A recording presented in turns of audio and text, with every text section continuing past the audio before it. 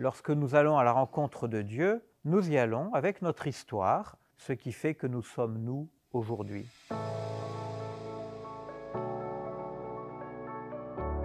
La prière, c'est un rendez-vous que l'on prend avec le Seigneur. Il est important de le préparer parce que ça va être le rendez-vous important de la journée. C'est comme un rendez-vous avec son ami, il y a un temps, un lieu et une modalité. Alors Ignace propose, quand on arrive au lieu de la prière, de se poser un peu et de mesurer ce que l'on vient faire. Je viens rencontrer mon Créateur. Il y a des gestes qui vont nous aider, bien sûr, un signe de croix, se mettre à genoux, regarder une icône, embrasser sa Bible. Ignace préconise de commencer par une prière préparatoire, demander à Dieu son aide pour nous faire entrer dans la prière. Seigneur, aide-moi à prier. Esprit Saint, viens prier en moi.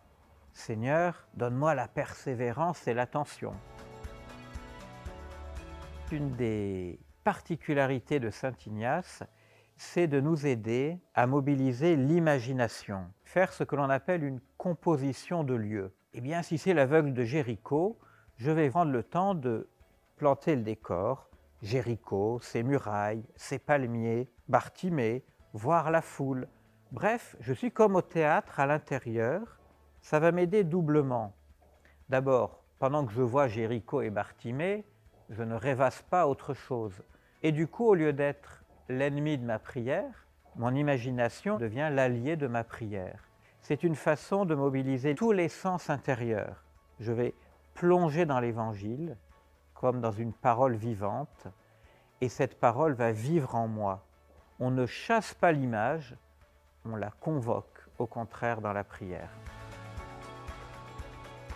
Il peut arriver que notre prière, finalement, soit parasitée par des distractions. C'est pas dramatique, on l'accueille avec humilité, avec humour, et on revient à son sujet.